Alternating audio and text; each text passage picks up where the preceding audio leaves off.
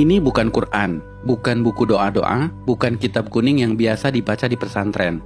Percaya atau tidak, buku ini dibaca oleh Galileo Galilei, Johannes Kepler, René Descartes, sampai Leonardo da Vinci.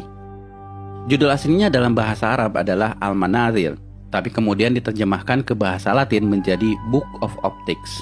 Ini adalah buku sains paling berpengaruh dalam sejarah sains di Eropa, bahkan seluruh dunia dalam bidang optik. Tanpa buku ini, mungkin sekarang tidak ada yang namanya kamera. Menariknya, buku ini usianya lebih dari 1000 tahun, tapi sampai sekarang masih relevan. Amazing is that we, all around the world, we talk about Newton as being the father of optics, and yet here we are, 1,000 years ago. Siapa penulis buku ini?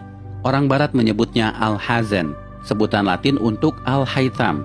Ya, beliau adalah Ibnu Al-Haytham, seorang ilmuwan muslim di abad ke-11, di mana ketika itu Islam sedang dalam masa keemasannya. Orang Barat menyebutnya the Islamic Golden Age. Allow me to introduce Ibn al-Haytham, a great scientist whose ideas led to the invention of the camera. You invented the camera? Mungkin bagi kalian, Ibnu Al-Haytham bukan siapa-siapa.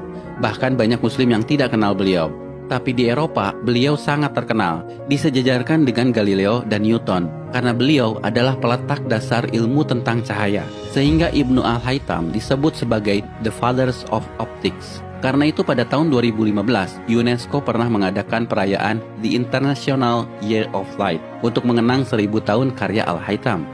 I am pleased to partner with the international organization 1001 Inventions to launch the World of Ibn al-Haytham Global Campaign to promote light science for the benefit of all.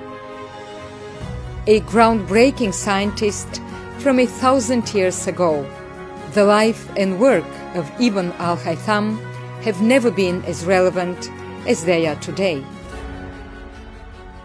Salah satu temuan Ibnu Al-Haytham yang paling merevolusi pandangan sains dunia ketika itu adalah bagaimana beliau menjelaskan cara mata kita bekerja.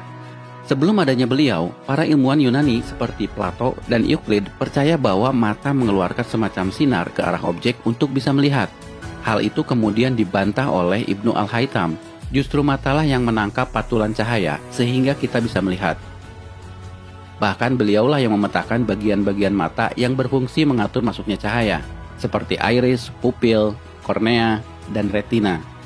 Temuannya ini bukan sekedar teori, Ibnu Al-Haytham membuktikannya dengan eksperimen. Bahkan eksperimennya yang bisa dibilang cukup sederhana ketika itu, menjadi dasar bagi penemuan kamera zaman sekarang, yang pada saat itu disebut kamera obscura.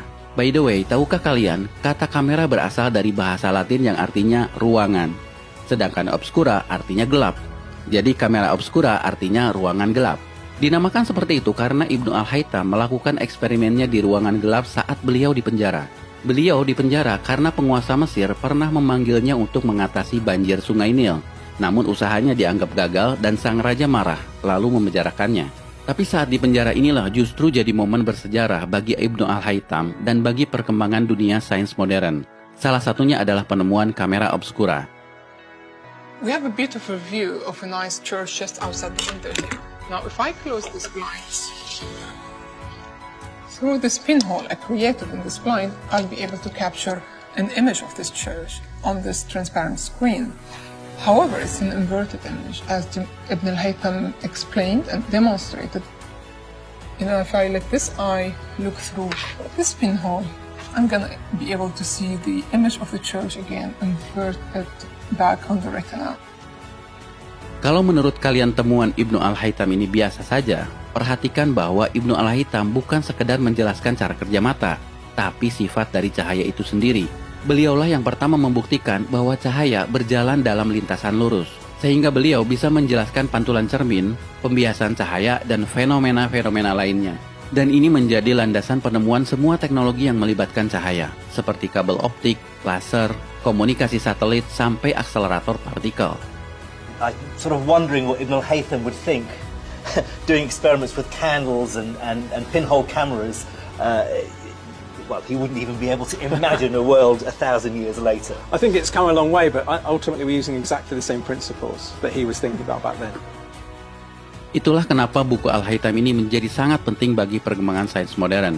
Apa yang kalian pelajari di sekolah dalam bab optik seperti cermin, pembiasan cahaya, lensa, cara kerja kamera, teleskop, mikroskop, semuanya berasal dari buku yang usianya 1000 tahun ini. Namun sayang, Ibnu Al-Haytham tidak pernah disebutkan di buku-buku sekolah.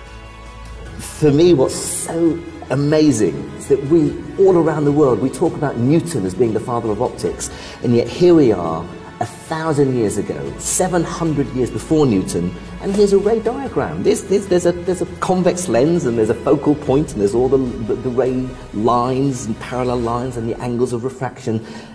Here it is, 1,000 years ago.